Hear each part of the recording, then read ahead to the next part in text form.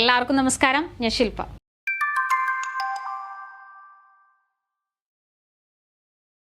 എല്ലാവരും CSEB clerk cashier പരീക്ഷയ്ക്കുള്ള തയ്യാറെടുപ്പിലായിരിക്കും അല്ലേ? അപ്പോൾ ഇപ്രാവശ്യം പുതുക്കിയ സിലബസ് ഒക്കെ അനുസരിച്ച് പുതിയ മാർക്ക് ഡിസ്ട്രിബ്യൂഷനിലൊക്കെയാണ് നമ്മൾ പരീക്ഷ എഴുതാൻ പോകുന്നത്.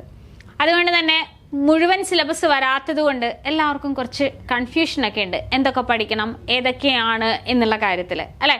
അപ്പോൾ CSEBയുടെ തന്നെ സെക്രട്ടറി എന്ന് പറയുന്ന പോസ്റ്റിലേക്കുള്ള സിലബസ് ഓൾറെഡി വന്നിട്ടുണ്ട്, നിങ്ങൾ കണ്ടു കാണും. അപ്പോൾ ആ ഒരു പോസ്റ്റിലേക്ക് ഇതേപോലെ തന്നെ GK 10 മാർക്കാണ് വരുന്നത്. അതായത് ഒരു ചോദ്യത്തിന് 1 മാർക്ക് വീതം 10 ചോദ്യങ്ങളാണ് ഉണ്ടാവുക.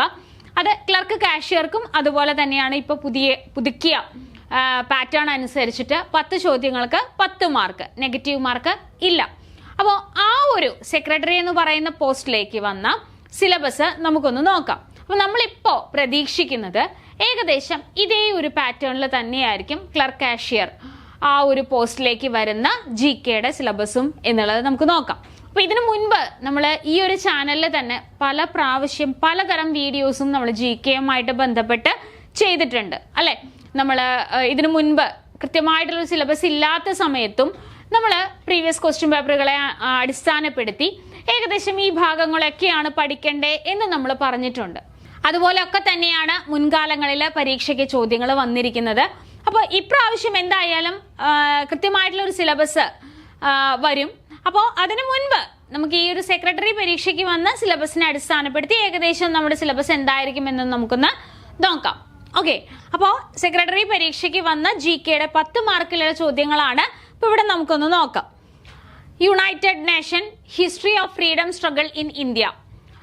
അപ്പോൾ ഇത് 2 ടോപ്പിക്കും നമ്മൾ ഇതിനു മുൻപ് പല പ്രാവശ്യവും പറഞ്ഞിട്ടുള്ളതാണ്. UN-ഉമായിട്ട് ബന്ധപ്പെട്ടിട്ടുള്ള ക്ലാസ്സുകൾ നമ്മൾ ഈ ഒരു ചാനലിൽ തന്നെ ക്ലാസ്സുകളായിട്ട് എടുത്തിട്ടുമുണ്ട്. അപ്പോൾ അതൊക്കെ ഓർക്കുക. അപ്പോൾ ഇതിനു മുൻപ് ചോദിച്ചിട്ടുള്ള അതേ ഭാഗങ്ങൾ തന്നെയാണ്.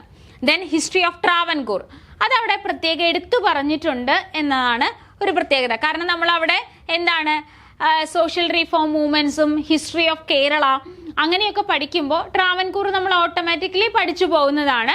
പ്രത്യേകം എടുത്ത് നമ്മളങ്ങനെ പറയാറില്ല ഒരു പരീക്ഷകൾക്കും.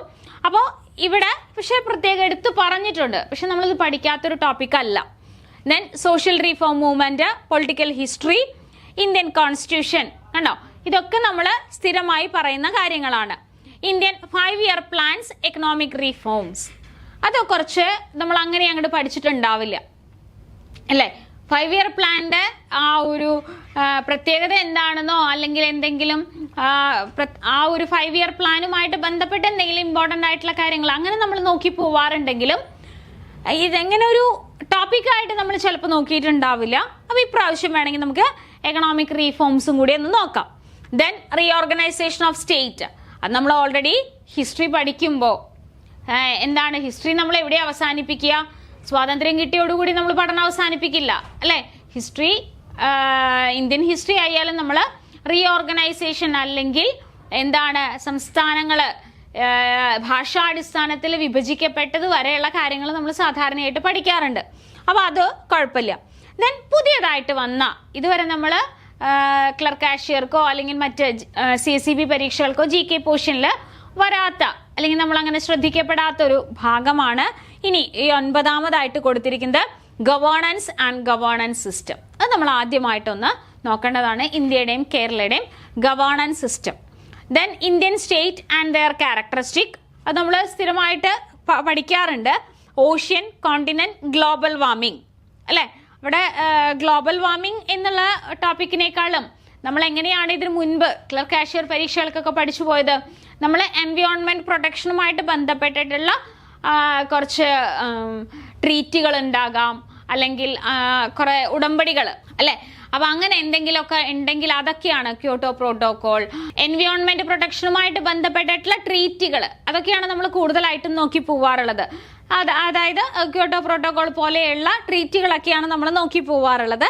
അപ്പൊ അതല്ലാതെ ഗ്ലോബൽ വാർമിംഗ് എന്നെടുത്ത് പറഞ്ഞിട്ടുണ്ട്. അപ്പൊ ആ ഒരു ടോപ്പിക് ജസ്റ്റ് ഒന്ന് ചെറിയൊരു ടോപ്പിക്കാണ് ഗ്ലോബൽ വാർമിംഗ് ഒക്കെ നോക്കാം. കേരളാസ് ജോഗ്രഫി, ഡിസ്ട്രിക്ട്, റിവേഴ്സ് അല്ലെ? ഇതും സ്ഥിരമായി ചോദിക്കുന്നതാണ്. Agricultural crops, minerals, green revolution അല്ലേ? ക്രോപ്സ് ചോദിക്കാറുണ്ട്. ഏറ്റവും കൂടുതൽ ഉൽപ്പാദിപ്പിക്കുന്നത് ഏതാണെന്ന് ചോദിക്കാറുണ്ട്. അതുപോലെ തന്നെ ഖാരിഫ്, അല്ലെ, സെയ്ദ്, അങ്ങനെയുള്ള വിളകളെ കുറിച്ച് ചോദിക്കാറുണ്ട്. Then minerals, green revolution. Then പിന്നെന്താണ്? Art, sports, literature, culture. അത് വേൾഡും ഇന്ത്യയും കേരളയും നോക്കണം. Then current affairs. ഇപ്പൊ ഏകദേശം നിങ്ങൾക്ക് മനസ്സിലായി പഠിക്കേണ്ട ഭാഗങ്ങൾ ഏതൊക്കെയാണ് എന്നുള്ളത്. ഇതൊക്കെ തന്നെയാണ് ഇതിനു മുൻപും നമ്മൾ പലപ്പോഴായിട്ട്, സിലബസ് ഇല്ലാതിരുന്ന സമയത്തും പലപ്പോഴായിട്ട് നമ്മൾ പഠിച്ചു പോയിട്ടുള്ളത്, അല്ലേ? അപ്പോൾ ഇപ്രാവശ്യം നമ്മൾ എക്സ്പെക്ട് ചെയ്യുന്നത് ഈ ഒരു സിലബസ് ആണ്. അതായത് ഡീറ്റെയിൽ ആയിട്ട്, GK എന്ന് മാത്രമല്ലേ പറയാറുള്ളൂ, അതിന് പകരം. അപ്പോൾ കൃത്യമായിട്ട് ഇപ്പം തന്നെ പഠിച്ചു തുടങ്ങുക. ഇവിടെ ആദ്യമായിട്ട് വരുന്നൊരു ടോപ്പിക്ക് ഞാൻ പറഞ്ഞ പോലെ തന്നെ നമ്മൾ ഇതുവരെ അങ്ങനെ ശ്രദ്ധിക്കപ്പെടാത്തൊരു ടോപ്പിക്കാണ് ഗവേണൻസ്, അല്ലേ? അത് ഇന്ത്യയുടെയും കേരളയുടെയും. അപ്പോൾ ആ ഒരു ടോപ്പിക്കും കൂടിയും ചേർത്ത് ഉഷാറായിട്ട് നമുക്ക് പഠനം ആരംഭിക്കാം. ഓഗസ്റ്റ് 3-നാണല്ലേ നമ്മുടെ പരീക്ഷ. അപ്പോൾ എല്ലാവരും ആദ്യമായിട്ട് എഴുതുന്നവരാണെങ്കിലും കഴിഞ്ഞ പ്രാവശ്യമൊക്കെ എഴുതിയവരാണ് എങ്കിലും ഇപ്രാവശ്യം ഒരു പുതുമയോട് കൂടി തന്നെയാണ് പരീക്ഷയെ സമീപിക്കുന്നത്. പുതിയ പാറ്റേണിലുള്ള പരീക്ഷയാണ്. അപ്പോൾ നിങ്ങൾക്കായിട്ട് 60 ദിവസത്തെ ക്രാഷ് ബാച്ച് നമ്മൾ ആരംഭിച്ചിട്ടുണ്ട്. അപ്പോൾ ഈ ഒരു ബാച്ചിൻ്റെ ഡീറ്റെയിൽസ് ഒക്കെ അറിയാനായിട്ട് ഡിസ്ക്രിപ്ഷനിൽ ഒരു ഗൂഗിൾ ഫോം ഉണ്ട്. അതിൽ നിങ്ങൾ രജിസ്റ്റർ ചെയ്യുക. അപ്പം ഞങ്ങൾ നിങ്ങളെ കോൺടാക്ട് ചെയ്യുന്നതായിരിക്കും. അത് മാത്രമല്ല, ഇപ്പം ഞാൻ കുറേ സിലബസിലെ കുറച്ച് ടോപ്പിക്കുകൾ പറഞ്ഞു, അല്ലേ? അപ്പം ഇതുമായിട്ട് ബന്ധപ്പെട്ട് ഏത് ടോപ്പിക്കാണ് നിങ്ങൾക്ക് ക്ലാസ് വേണ്ടത്, അപ്പോൾ ആ ടോപ്പിക്ക് നിങ്ങളൊന്ന് ജസ്റ്റ് കമൻറ്റ് ചെയ്ത് കഴിഞ്ഞാൽ നമ്മൾ ആ ഒരു ക്ലാസ്സുമായിട്ട് നിങ്ങളുടെ അടുത്തേക്ക് വരുന്നതായിരിക്കും. അപ്പോൾ മറക്കരുത്, ഈ ഒരു പരീക്ഷ എന്ന് പറയുന്നത് പുതുക്കിയ പാറ്റേണിലുള്ളതാണ്. നെഗറ്റീവ് മാർക്കിംഗ് ഇല്ല. അതായത് കഴിഞ്ഞ പ്രാവശ്യത്തെക്കാളും ഒരു ചോദ്യത്തിന് 1 മാർക്ക് എന്നുള്ള രീതിയിലേക്ക് മാറി, അല്ലേ? അപ്പോൾ കുറച്ചുകൂടെ നിങ്ങൾക്ക് കോൺഫിഡൻസോട് കൂടി അറ്റൻഡ് ചെയ്യാനായിട്ട് പറ്റും. കാരണം ക്വസ്റ്റ്യൻസിന്റെ എണ്ണം കുറഞ്ഞു, അല്ലേ? 160 ക്വസ്റ്റ്യൻസ് ഉണ്ടായിരുന്നത് 100 ചോദ്യങ്ങളിലേക്ക് കുറഞ്ഞു. അപ്പോൾ കുറച്ചുകൂടെ കോൺഫിഡൻ്റ് ആയിട്ട് നിങ്ങൾക്ക് അറ്റൻഡ് ചെയ്യാൻ പറ്റും. പക്ഷേ ആ കോൺഫിഡൻസ് നമുക്ക് കൂടുതൽ കിട്ടണമെങ്കിൽ എന്താണ്? കൃത്യമായി നമ്മൾ പരീക്ഷയ്ക്ക് തയ്യാറെടുത്തിരിക്കണം. GKയും ഇംഗ്ലീഷും മാത്സും അതുപോലെ തന്നെ നിങ്ങളുടെ കോർപ്പറേഷനുമായിട്ട് ബന്ധപ്പെട്ടിട്ടുള്ള എല്ലാ സബ്ജക്റ്റുകളും കൃത്യമായിട്ട് ടൈം ടേബിൾ അനുസരിച്ച് പഠിക്കാനായിട്ടാണ് കോമ്പറ്റേറ്റീവ് ക്രാക്കർ ഈ ഒരു 60 ദിവസത്തെ ക്രാഷ് ബാച്ച് നിങ്ങൾക്കായിട്ട് സ്റ്റാർട്ട് ചെയ്തിരിക്കുന്നത്. അപ്പോൾ ഡീറ്റെയിൽസിനായിട്ട് കോൺടാക്ട് ചെയ്യാം.